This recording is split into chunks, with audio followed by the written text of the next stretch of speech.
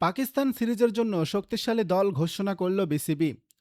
ঘরের মাঠে পাকিস্তানের বিপক্ষে ওয়ানডে সিরিজের জন্য ১৫ সদস্যের দল চূড়ান্ত করেছে বাংলাদেশ ক্রিকেট বোর্ড বিসিবি। এই সিরিজের মাধ্যমে দীর্ঘ বিরতির পর ওয়ানডে দলে ফিরলেন আফিফ হোসেন ধ্রুব। বিপিএল ও ঘরোয়া ক্রিকেটের অন্যান্য টুর্নামেন্টে ধারাবাহিক পারফরম্যান্সের পুরস্কার হিসেবে তাকে পুনরায় জাতীয় দলে সুযোগ দেওয়া হয়েছে। প্রধান নির্বাচক গাজী আশরাফ হোসেন লিপু জানিয়েছেন, আফিফ হোসেন কখনোই জাতীয় দলের রাডারের বাইরে ছিলেন না। অভিজ্ঞ এই ব্যাটারের বর্তমান ছন্দ দলের মিডল অর্ডারকে শক্তিশালী করবে বলে মনে করেন তিনি। আফিফের পাশাপাশি তরুণ উইকেটকিপার ব্যাটার মাহিদুল ইসলাম ভুঁইয়াকেও স্কোয়াডে রাখা হয়েছে।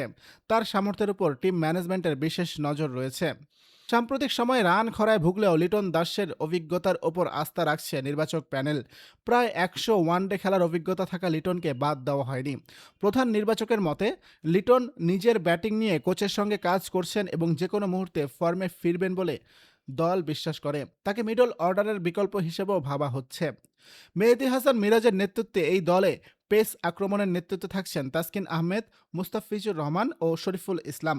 তাদের সঙ্গে গতির ঝড় তুলতে রয়েছে তরুণ নাহিদ রানা। স্পিন বিভাগে অধিনায়ক মিরাজের সঙ্গ দেবেন রিশাদ হোসেন ও তানভীর ইসলাম। পাকিস্তান সিরিজের জন্য বাংলাদেশের স্কোয়াড: মেহেদী হাসান মিরাজ অধিনায়ক, সৌম্য সরকার, সাইফ হাসান, তানজিদ হাসান তামিম, নাজমুল হোসেন শান্ত, তাওহিদ হৃদয়, লিটন কুমার দাস, আফিফ হোসেন, মাহিদুল ইসলাম ভুঁইয়া, রিশাদ হোসেন, তানভীর ইসলাম, মুস্তাফিজুর রহমান, তাসকিন আহমেদ, শরীফুল ইসলাম ও নাহিদ রানা।